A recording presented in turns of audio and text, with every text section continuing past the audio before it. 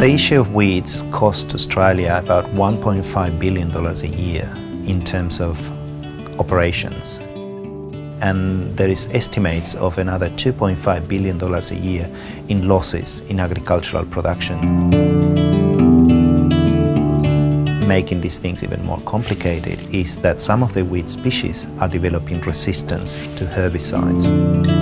The conversations we had with the farmers, I heard one guy say, you know, when we first got this herbicide on board, we sprayed it once a year at 25% concentration. He said, now I spray 3 times a year at 75% concentrations. And imagine where most of that herbicide is ending up. You know, it ends up on the ground, there's a rain event, you know, it's down the river, it's in the Great Barrier Reef.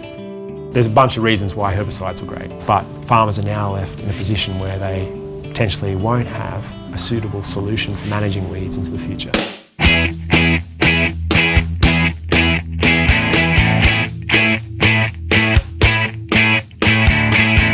Detect and classify the weeds using perception vision systems. Soil samples, information about soil health, information from near infrared about the plant health. And once the weed is classified, then the robot can make a decision as to whether weed with a chemical agent or a mechanical method or a thermal method. Hyperspectral imagery and all sorts of other things. So we can actually build a quite intelligent system, and that's the whole point of the robot.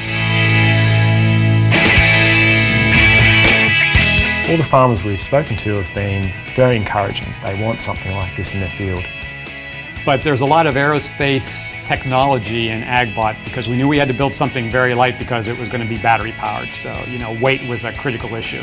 And we knew it had to be strong because, let's face it, it's on a farm, right? It's going to see a lot of abuse. It's able to autonomously work 24 hours a day in unsupervised environments. We also wanted to reduce their reliance on fossil fuels. For me, it's about applying machine learning to the robot to make it smart. We've shown we can actually do that.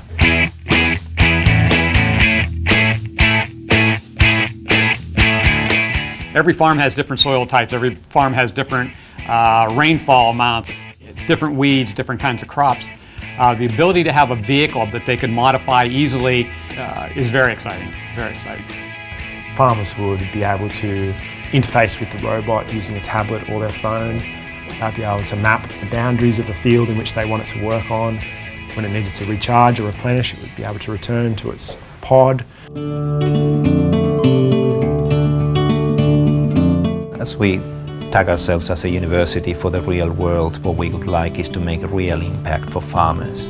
You got a farming robot run off green power, no use of herbicides, no diesel fuel. Yeah, that's a great story.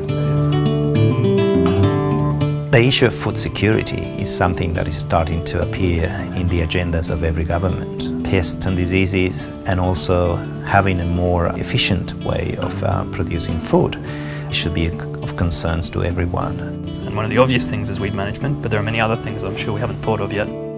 So I guess when I retire in 15 years, I'll be driving along with my grandkids and we'll pull off the side of the road and there'll be 10 AgBots out there working in the field, and I'll say, hey kids, you know, I was part of that. It's an idea whose time has come, yeah.